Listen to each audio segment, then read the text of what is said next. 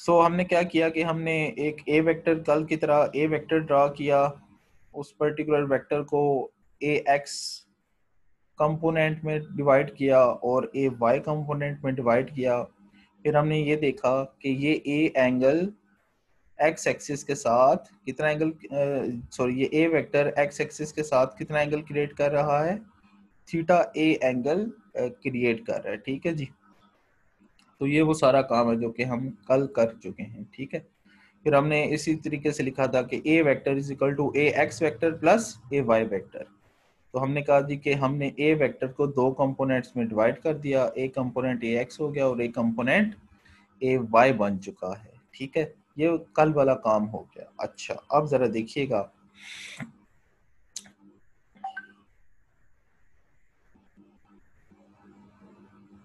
अगर आप गौर से देखें तो मैं इन पॉइंट्स को ना नाम दे देता हूँ।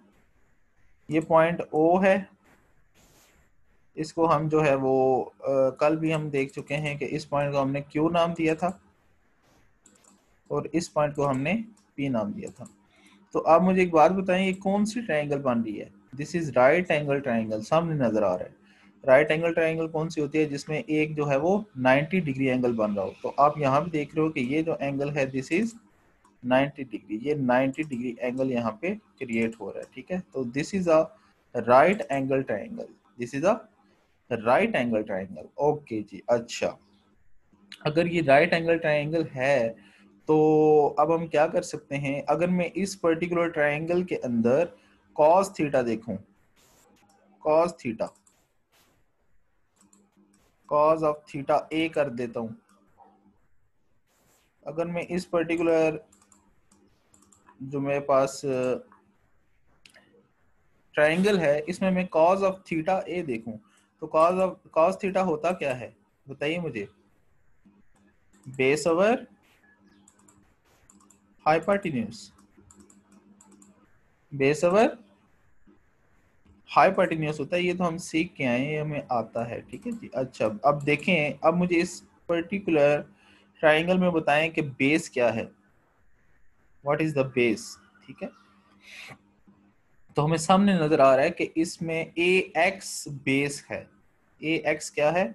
बेस है। तो मैं लिख लूंगा बेस ए एक्स, और हाइपोटेन्यूज क्या है?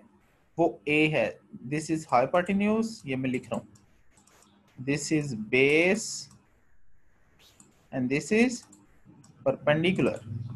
तो मुझे बताएं कि बेस तो मैंने लिख लिया कि वो ए एक्स है, तो हाइपोटेन्यूज क्या हो जाएगा? That is A, that should be ए,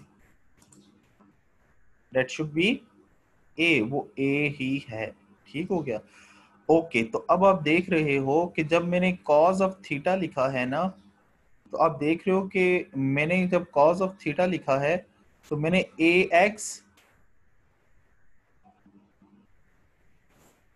मैंने ए एक्स और ए लिखा है, लेकिन ऊपर वेक्टर का साइन नहीं डाला। मैंने ऊपर वेक्टर का साइन नहीं डाला। उसकी रीजन क्या है? उसकी रीजन क्या है बेटा बेटा कि आप देखते हो कि जब भी हम किसी भी एंगल का कॉज लेते हैं तो आपके पास एक नंबर आता है। नंबर आता है या नहीं? फॉर एग्जांपल मैं कहता हूं जी कि कॉज जीरो की वैल्यू क्या है, अभी आप कैलकुलेटर पे करके देखो तो कॉज जीरो की वैल्यू क्या आएगी? दैट शुड बी वन, वो वन आएगा। तो इसका मतलब ये हुआ कि आपके पास एक नंबर आ रहा है। तो जब नंबर आ रहा है तो इसका मतलब ये है कि आपके पास जो रिजल्ट आ रहा है वो एक स्केलर क्वांटिटी आ रही है, वो वेक्टर नहीं है। इसी वजह से जब मैंने कॉज ऑफ थीटा किया है या कॉज ऑफ थीटा ए किया है तो मैंने बेस और हाइपोटेन्यूज किया है। बेस क्या थी? ए एक्स वेक्टर था और हाइपोटेन्यूज ए वेक्टर था, लेकिन मैंने उनको वेक्टर नहीं लिया, मैंने सिर्फ उनका क्या लिया है? मैग्नीट्यूड लिया है। क्यों? क्योंकि जो आप कॉज लेते हो, जब भी आप कॉज किसी भी एंगल का लोगे तो उसका रिजल्ट क्या आएगा? एक नंबर आएगा, वो वेक्टर नहीं आता। इसी वजह से हमने यहाँ पे सिर्फ और सिर्फ ए एक्स और ए का मैग्नीट्यूड लिया है, उनकी डायरेक्शन हम नहीं कंसीडर करेंगे जब हम कॉज लेंगे। ये बात समझ आई कि नहीं? Is that clear? ठीक हो गया। तो यहाँ पे ये क्वेश्चन राइज होता था कि सर आपने जो है वो वेक्टर के साइन क्यों नहीं डाले? तो वेक्टर के साइन मैंने इसलिए नहीं डाले क्योंकि आप कॉज कर रहे हो, cause of angle theta A. तो जब आप कॉज ऑफ थीटा ए करोगे तो आपके पास क्या निकलेगा? वो एक नंबर आएगा, that should be a number. Is that clear?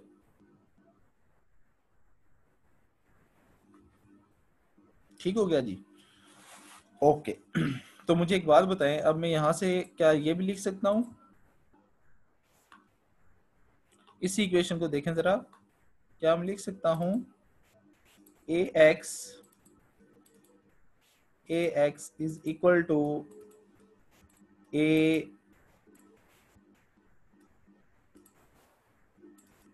cos of theta a? लिख सकता हूँ कि नहीं? यस। मैंने क्या किया है, ये पर्टिकुलर चीज इधर क्या हो रही थी, डिवाइड, उधर जाके क्या हो जाएगी, मल्टीप्लाई। तो जब आपने इसको उधर जाके मल्टीप्लाई किया तो आपके पास जो ए एक्स है मैग्नीट्यूड फॉर्म में, ये ए एक्स की क्या है, मैग्नीट्यूड है, तो ए एक्स इन मैग्नीट्यूड फॉर्म आ जाएगा ए कॉस थीटा ए कॉस थीटा ए जो है वो आपके पास ऑब्टेन हो जाएगा। Is that clear? ओके जी। अच्छा, फिर इसके बाद अगर हम देखें आगे मजीद चलते हैं।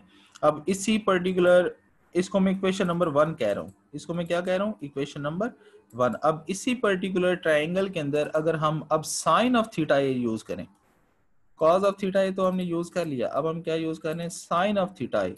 तो जब मैं साइन ऑफ थीटा ए करूंगा तो साइन होता क्या है, पहले तो मुझे ये पता होना चाहिए, that should B perpendicular or hypotenuse. ऐसे ही है ना? क्योंकि आप पढ़ के आए हो कि साइन क्या होता है आपके पास, परपेंडिकुलर अवर हाइपोटेन्यूज। तो परपेंडिकुलर क्या है, that is a y vector, hypotenuse क्या है, ए वेक्टर।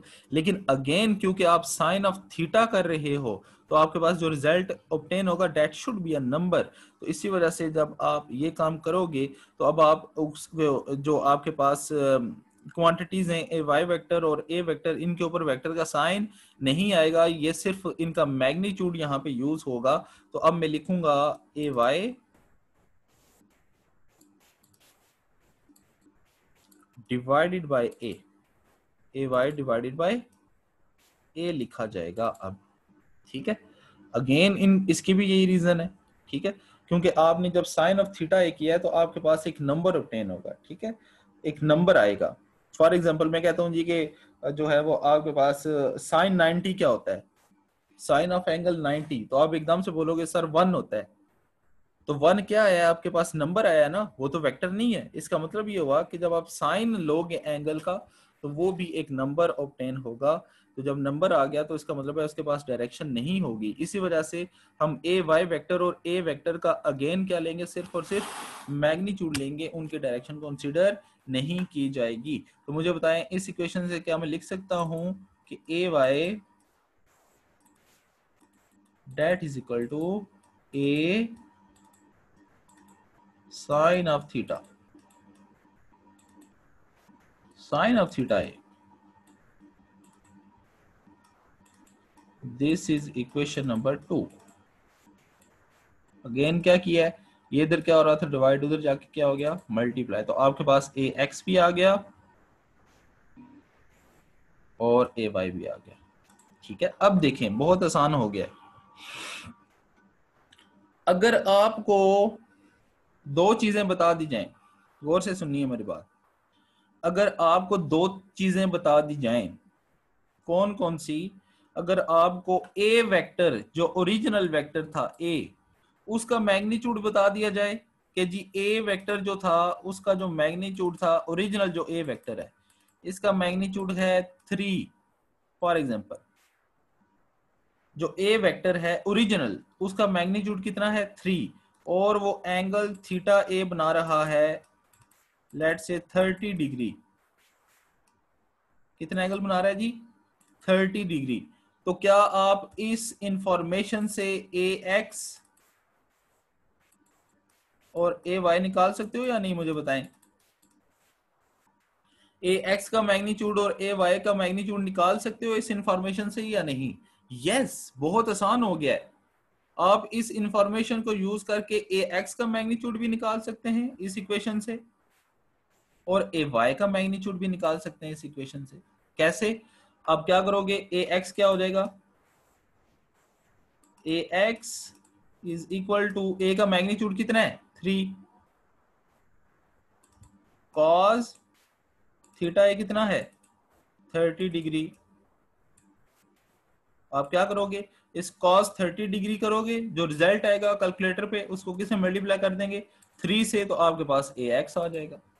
इसी तरह यहाँ पे 3 इंसर्ट करोगे और साइन 30 करोगे तो आपके पास क्या आ जाएगा, ए वाई आ जाएगा। ठीक हो गया, तो आपके पास ए एक्स भी आ जाएगा इस तरीके से, और आपके पास ए वाई भी आ जाएगा।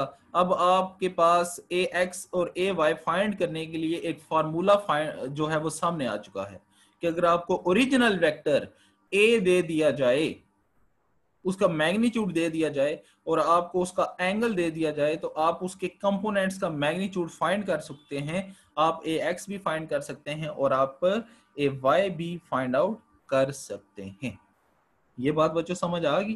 ठीक है, so this is very very important formula, फिर से बता रहा हूं, these two formulas are very very important, a x and a y, a x and a y, ये आपको पता होना चाहिए। यही चीज आपकी बुक में भी ये देख लो आप लिखी हुई है, ए एक्स का फार्मूला भी लिखा हुआ है और ए वाई का फार्मूला भी लिखा हुआ है। These formulas are very very important, ये आगे चल के हमारे बार बार यूज होंगे इस चैप्टर के अंदर। ठीक है जी, तो इनका आगे चल के मजीद बार बार यूज होना है, तो इनको आपने अच्छे तरीके से ज़हन में बिठा लेना है। ठीक है, अच्छा जी आगे चलता हूँ थोड़ा सा। ये बातें सारी समझ आ गई? यहाँ तक कोई भी क्वेश्चन है तो कर लें, एनी क्वेश्चन, और अगर समझ आ गई है तो मुझे मैसेज करके बता दें ताकि हम आगे चलें फिर।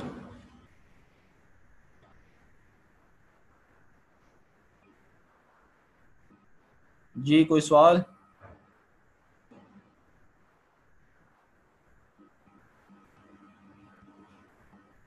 जी बच्चों,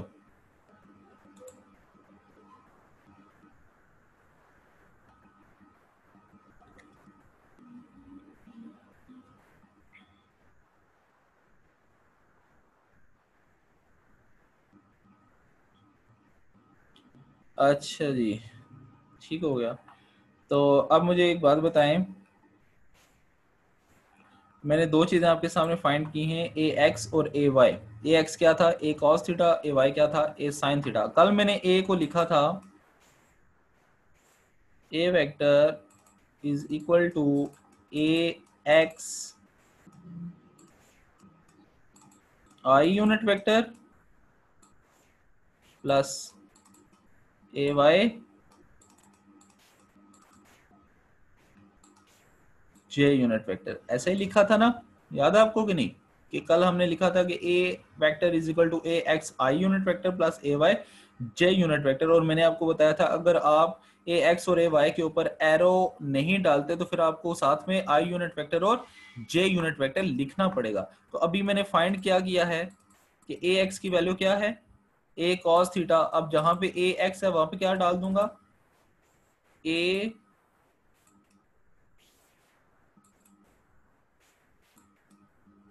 cos theta A into i unit vector plus A sine theta A, साथ में क्या आएगा, A sine theta A j unit vector. ठीक है, तो अब आप इसको इस फॉर्म में भी लिख सकते हैं। ठीक है, इसी चीज को अब आप इस फॉर्म में भी लिख सकते हो। क्या किया आपने, आपने कल वाला काम किया है कि आपने ए वेक्टर को A x i unit vector plus A y j unit vector में लिखा। आज आपने ये फाइंड किया तो ए एक्स जो है वो ए कॉस थीटा है और ए वाई ए साइन थीटा है। जहां पे ए एक्स और ए वाई था वहां पे आज जो आपने सीखा है उसकी वैल्यू को रिप्लेस कर दिया है। तो आपने ए वेक्टर को नए अंदाज में आज जो है वो कंपोनेंट्स के अंदर डिवाइड किया है। और वो नया अंदाज क्या है कि आपने उसको ए के मैग्नीट्यूड और ए के एंगल की शक्ल में ए एक्स और ए वाई को रिप्रेजेंट किया है। और ए कौन सा वेक्टर था, ओरिजिनल वेक्टर ए था। ठीक हो गया जी, तो बच्चों ये था आज का हमारा काम। इसमें एक दो बातें रह गई हैं वो मैं कल ही डिस्कस करूंगा। तो अभी मैं आपके क्वेश्चन लूंगा और फिर इंशाल्लाह देखते हैं क्या कैसे हम मूव करना आगे।